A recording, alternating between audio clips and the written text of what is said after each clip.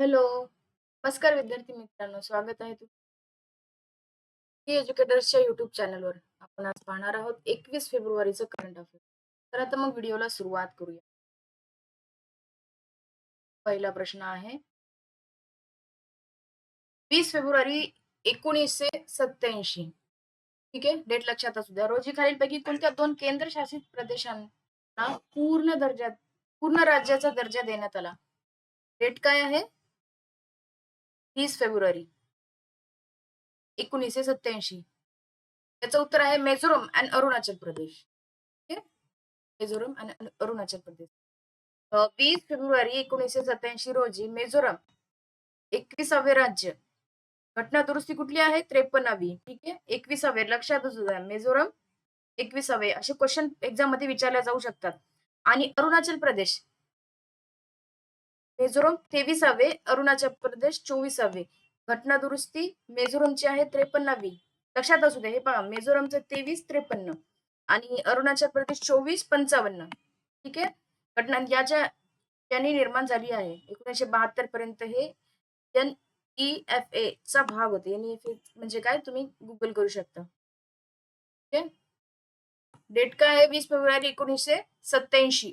मिझोरम आणि अरुणाचल प्रदेश. ऍक्सिलिका या अमेरिकेच्या नेतृत्वाखालील धोरणात्मक युतीचा मुख्य उद्देश काय आहे? त्याचा उद्देश विचारला गेलेला आहे. तर हे आहे AI आणि सेमीकंडक्टर आणि महत्वपूर्ण खनिजांचा पुरवठा साखळी सुरक्षित करणे. AI सेमीकंडक्टर आणि महत्वपूर्ण खनिजांचा पुरवठा साखळी सुरक्षित ठेवणे. नवी दिल्ली येथे AI पॅक्समिथ 2026 मध्ये भारत भारत या युतीत सामील झाला आहे. भारत या युतीत सामील झाला आहे. कधी? आता जे AI स्मिथ झालं ना तेव्हा. हे चीनवरील तांत्रिक अवलंबित्व कमी करण्यासाठी महत्वाचे पाऊल आहे. इंडियन AI इम्पॅक्ट स्मिथ 2026 लक्षात असू द्या. हे कशासाठी आहे? हे चीनवरील तांत्रिक अवलंबित्व कमी करण्यासाठी महत्वाचं पाऊल म्हणून हे आहे केलेलं स्मिथ. आणि याच्यामध्येच गलगोटिया युनिव्हर्सिटीचं काय झालंय तुम्हाला तर सगळ्यांना माहितच आहे. ठीक आहे. पुढचा प्रश्न इटखुरी महोत्सव 2026. इटखुरी महोत्सव 2026 खालील विधाने विचारात घ्या. हा महोत्सव झारखंड मधील चतरा जिल्ह्यात आयोजित केला जातो. हे स्थळ हिंदू, बौद्ध आणि जैन या 3 धर्मांचे संगम स्थळ मानले जाते. हिंदू, बौद्ध आणि जैन या 3 धर्माचे संगम स्थळ मानले जाते. 2016 मध्ये त्याला राज्य मेळा म्हणून अधिकृत दर्जा देण्यात आला.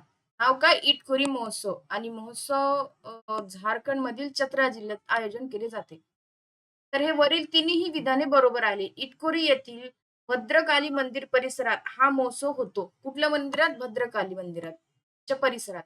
गौतम बुद्धाच्या सहवास आणि जैन तीर्थंकरांशी असलेले नाते यामुळे हे महत्वाचे धार्मिक केंद्र आहे. कुठे आहे हे? झारखंड मध्ये चत्तारा जिल्ह्यात. ठीक आहे. इटखोरी महोत्सव लक्षात असू द्या. पुढचा प्रश्न युरोपियन युनियनने आपल्या भागीदारी देशात पहिले युरोपियन लीगल गेटवे ऑफिस कुठे सुरू केले आहे? युएनने पहिले लीगल गेटवे ऑफिस कुठे सुरू केलं आहे? तर त्याचं उत्तर आहे नवी दिल्ली. ठीक आहे. भारतीय विद्यार्थी आणि IT प्रोफेशनल्सला युरोपमध्ये जाण्यासाठी कायदेशीर माहिती देण्यासाठी हे वन स्टॉप हब 16व्या भारतीय EU शिखर परिषदेदरम्यान घोषित करण्यात आले. कुठे? युरोपियन युनियन भागीदारी देशात पहिले युरोपियन लीगल गेटवे ऑफिस कुठे चालू केलं? नवी दिल्लीमध्ये. पुढचा प्रश्न व्हॉइसिरा या नवीन व्हॉइस AI स्टॅक बाबत कोणते विधान सत्य आहे? AI स्टॅक आहे हे व्हॉइसिरा. हे आधार प्लॅटफॉर्मवर आधारित आहे. आधार म्हणजे आपलं जे आधार कार्ड आहे ते. ठीक आहे. हे केवळ इंग्रजी आणि हिंदी भाषांना सपोर्ट करते. हे भाषिणी इन्फ्रास्ट्रक्चर आधारित ओपन सोर्स तंत्रज्ञान आहे. भाषिणी इन्फ्रास्ट्रक्चर आधारित ओपन सोर्स तांत्रिक हे संरक्षण मंत्रालयाने विकसित केले आहे. त्याचं उत्तर आहे बी. याचं सत्य उत्तर एकच आहे बी. ओके. हे भाषिणी इन्फ्रास्ट्रक्चरवर आधारित ओपन सोर्स तंत्रज्ञान आहे. मिरिटद्वारे लॉन्च केलेला. मिरिट म्हणजे information electronics and telecommunication. Information electronics and माहिती तंत्रज्ञान. हे मिनिस्ट्रीद्वारे. इथं काय विचारलेलं संरक्षण मंत्र्याचं नाही आहे. लक्षात असू द्या. ठीक आहे. वयस्कर भारतात भाषांमधील डिजिटल अडथळे दूर करण्यासाठी आणि मानवाचा मशिनीशी संवाद सुलभ करण्यासाठी बनवलेलं आहे. पुढचा प्रश्न दिबांग बहुउद्देशीय प्रकल्पाबाबत चुकीचे विधान ओळखा. काय आहे प्रकल्प? दिबांग बहुउद्देशीय प्रकल्प. त्याच्यात चुकीचे विधान ओळखा असं सांगितलेलं आहे. हा प्रकल्प अरुणाचल प्रदेशामध्ये लोअर दिबांग व्हॅली जिल्ह्यात आहे. हा प्रकल्प ब्रह्मपुत्रेचा उपनदी असलेल्या दिबांग नदीवर आहे.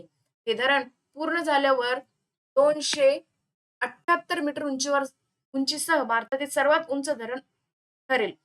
या प्रकल्पाची एकूण क्षमता 1000 मेगावॉट आहे.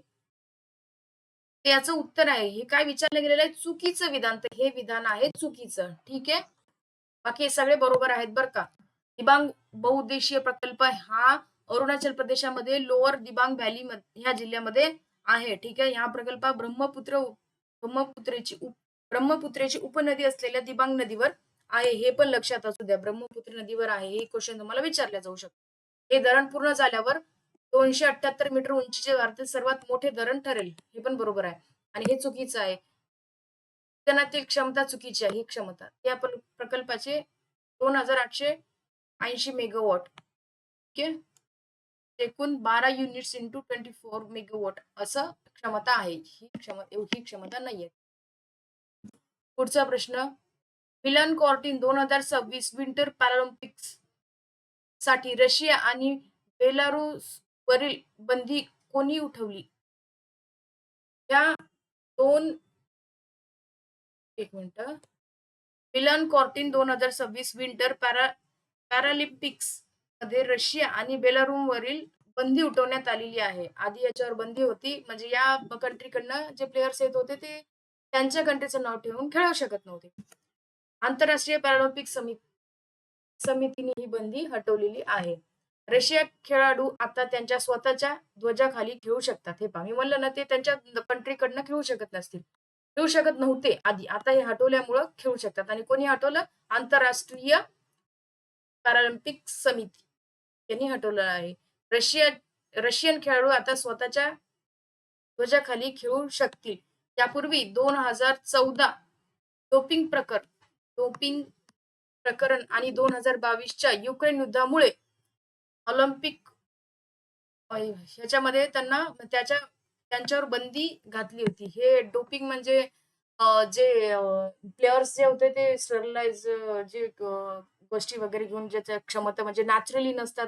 एक्स्ट्रा काहीतरी ड्रग्ज वगैरे घेऊन ते क्षमता वाढवण्याचं म्हणजे स्वतःची स्टॅमिना वाढवण्याचं ह्या प्रकरण समोर आले होते भरपूर. त्याच्यामुळे त्यांच्यावर बंदी घातली होती. आणि युक्रेन युद्धाच्या दरम्यान सुद्धा त्यांच्यावर बंदी घालण्यात आली. ते आता आंतरराष्ट्रीय पॅरालिम्पिक समितीने ती काढून टाकली आहे.